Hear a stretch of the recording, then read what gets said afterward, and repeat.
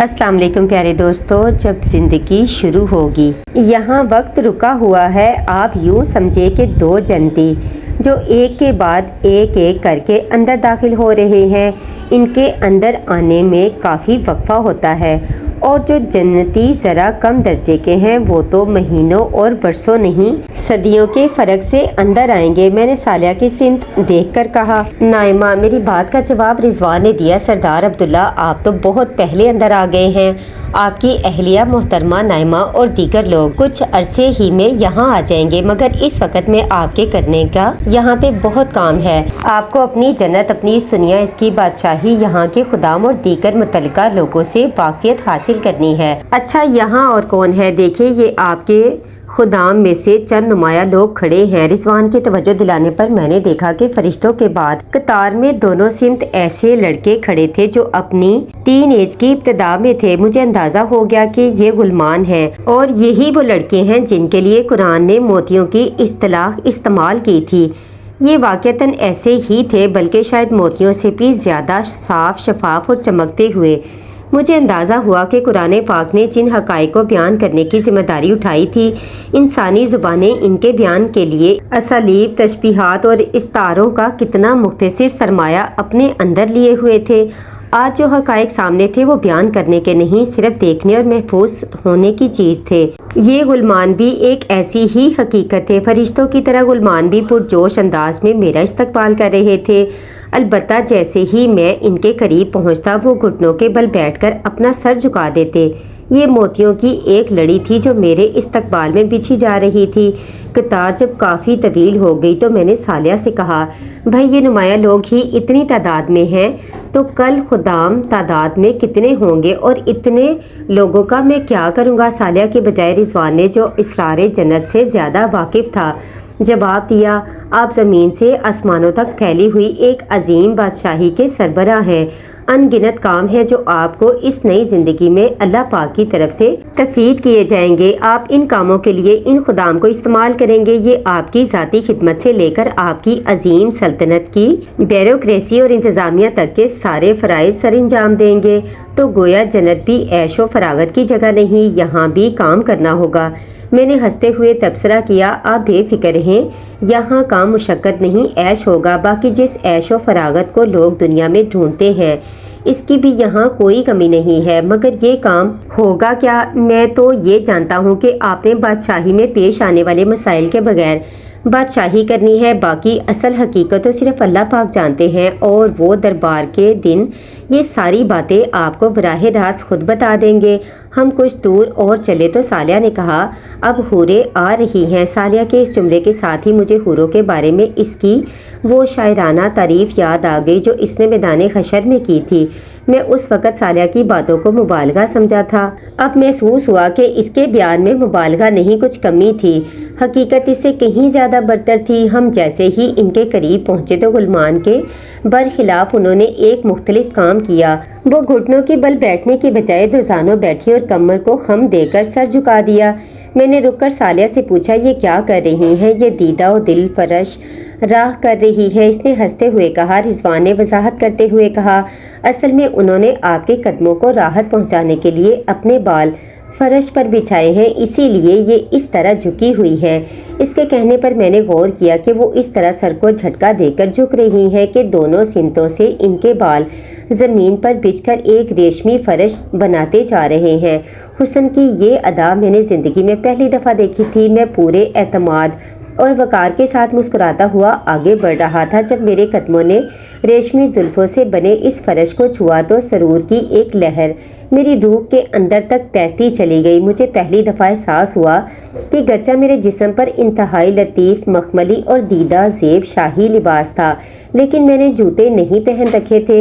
इस दौरान में रिजवान ने मुझे इस हूरो खुदाम के मुतालिक मज़ीद बताते हुए कहा, इन हूरो गुलमान के ज़ाहिर से इनके बारे में किसी गलत फहमी का शिकार ना होइएगा। ये लड़के और लड़कियां इंतहाई गैर मामूली कुव्वतों और सलाहियतों के मालिक हैं। ये लोग आपके हुक्म पर ज़मीनों आसमान एक कर देने की सलाहियत रखते हैं। ये अलग बात है कि ये आपसे इतनी मोहब्बत करते हैं कि आपके लिए जामे शराब भरने को भी अपनी सादत समझते हैं। अल्लाह पाक ने इनको जो कुछ दिया है ابھی آپ کو اس کا معمولی سا اندازہ بھی نہیں ہے۔ میرے رضوان کی بات کے جواب میں خاموش رہا۔ میرا دھیان احساس شکر گزاری کے ساتھ اس ہستی کے قدموں میں سجدہ ریز ہو گیا جس نے ایک فقیر اور بندہ عاجز کو بہت معمولی عمل کے بدلے میں اس عزت و سرفرازی سے نوازا تھا۔ بے اختیار میری آنکھوں سے آنسو بہنے لگے اور میں خود بھی سجدے میں جا گرا۔ میری زبان پر تسبیح و تمجید کے الفاظ تھے۔ میں اسی حال میں تھا کہ اچانک بارش کے قطروں کی سی آواز آنا شروع ہو گئی۔ سالیہ نے میری پیٹھ تھپ تھپا کر کہا، عبداللہ اٹھو اور اپنے سجدے کی مقبولیت دیکھو۔ میں اٹھا تو ایک حیرت انگیز منظر میرا منتظر تھا۔ میں نے دیکھا کہ حور و غلمان کے چہروں پر بشاشت اور خوشی کی لہر دوڑ رہی تھی۔ ان کی جولیاں انتہائی حسین موتیوں سے بھری ہوئی تھی۔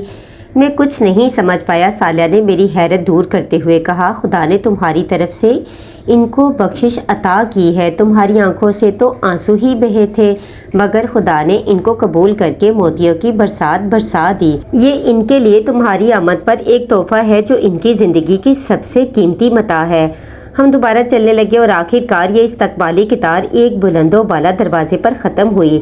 ہمارے قریب پہنچنے سے قبل ہی دروازے کے دونوں پٹ کھل چکے تھے۔ یہاں سے رضوان واپس لوٹ گیا اور میں سالیہ کے ساتھ اپنی رہائش گاہ میں داخل ہو گیا۔ رہائش گاہ کا لفظ میں نے اس لیے کہا کہ کاٹیج، ہٹ، گھر، مکان، عمارت، بلڈنگ، بنگلہ، کوٹھی اور محل، قصر اور شہر جیسے تمام الفاظ میری اس رہائش گاہ کو بیان کرنے کے لیے قطعاً ناکافی تھے۔ یہ تا خد نظر پھیلا ہوا ایک وسیع علاقہ تھا۔ وہ سرسبز پہاڑوں، ان پر بنے فلک بوز محلات، ان کے دامن میں میلوں پھیلے باغات، ان کے نیچے بہتی ندیوں اور دریاؤں کا ایک ایسا مجموعہ تھا جن کے بیان کے لیے شاید الفاظ تو وہی ہیں جو میرے ذہن میں تھے مگر ان کی حقیقت، ان کا حسن اور ان کی شان و شوکت ایک بالکل مختلف چیز تھی۔ میں نے اس وسیع منظر نامے پر نظر ڈالتے ہوئے سالیہ سے دریافت کیا، اتنے سارے محلات میں سے میری رہائش کا کون سی ہے؟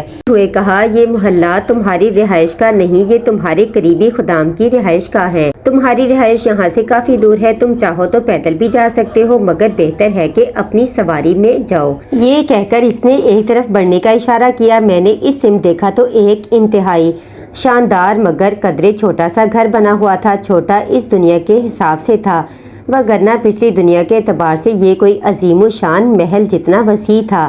مگر عجیب بات یہ تھی کہ سالیہ توجہ نہ دلاتا تو میں کبھی اس کی موجودگی محسوس نہیں کر سکتا تھا کیونکہ یہ مکمل طور پر شیشے کا بنا ہوا تھا اور اتنا شفاف تھا کہ اس کے آر پار سب کچھ نظر آ رہا تھا۔ سالیہ آگے بڑھا تو میں نے اس کے پیچھے، اس خیال سے چلا کہ اس گھر میں کوئی گاڑی وغیرہ جیسی سواری کھڑی ہوگی مگر وہ سیدھا مجھے اس گھر کے وسط میں موجود ایک کمرے میں لے گیا جہاں ہیرے جواہرات سے بنا شاہانہ انداز کی عالی شان نشستیں نصب تھی۔ سالیہ نے مجھے اشارے سے بیٹھنے کے لیے کہا، پھر وہ بولا، یہ تمہاری سواری ہے جو تمہیں تمہاری منزل تک پہنچا دے گی۔ میں تمہیں تنہا چھوڑ رہا ہوں تاکہ تمہیں یہ معلوم ہو جائے کہ یہاں کے اصل بادشاہ تم ہو۔ تمہیں کسی سہارے، کسی خادم اور کسی فرشتے کی مدد کی کوئی ضرورت نہیں ہے۔ تم جو چاہو گے وہ خود بخود ہو جائے گا۔ اب میں تمہیں تمہارے گھر میں ملوں گا۔ قبل اس کے کہ میں کچھ کہتا وہ باہر نکل گیا۔ سالیہ اس بات پر میں شاک میں آ گیا تھا، بلکہ سچی بات تو یہ ہے کہ جنت میں داخلے کے بعد سے میں ایک مسلسل شاک کی حالت میں تھا۔ ہر لمحے ملنے والے مسرت آمیز صدمات نے مجھے قدرے معاف کر دیا تھا۔ تاہم کچھ دیر میں خود کو سنبھال کر میں سوچنے لگا کہ میں کہاں ہوں اور کیوں ہوں، اور یہ کہ سالیہ نے مجھ سے ابھی کیا کہا تھا۔ سالیہ کے الفاظ کو میں نے ذہن میں دہرایا اور اس کی بات کا مطلب سمجھ میں آتے ہی مجھ میں انتہائی غیر معمولی اعتماد پیدا ہو گیا۔ مجھے لگا کہ میری بادشاہی اس لمحے سے شروع ہوتی ہے۔ تاہم سوال یہ تھا کہ یہ گھر یا سواری چلے گی کیسے؟ میں نے دل میں سوچا کہ سالیہ نہیں ہے تو کیا ہوا؟ وہ رب تو اس لمحے بھی میرے ساتھ ہے جو دنیا میں زندگی بھر میرے ساتھ رہا تھا۔ اس کے ساتھ ہی مجھے بے اختیار قرآن پاک کا یہ بیان یاد آ گیا کہ جنت میں بندوں کی ہر درخواست سبحان اللہ کہنے سے پوری ہو جایا کرے گی۔ میں نے دھیرے سے کہا، سبحان اللہ۔ اس کے ساتھ ہی یہ گھر جو ایک سواری تھی خود بخود فضا میں بلند ہونے لگا۔ میں خوشی سے کھلکھلا اٹھا اور میں نے زور سے پکار کر کہا، یہ پیغمبر نوح علیہ السلام کے الفاظ تھے جو آپ نے اپنی کشتی میں بیٹھ کر کہے تھے۔ میری سواری دھیرے دھیرے ایک سمت بڑھنے لگی۔ میں خاموشی سے سر ٹکا کر نیچے پھیلے ہوئے حسین مناظر سے لطف اندوز ہونے لگا۔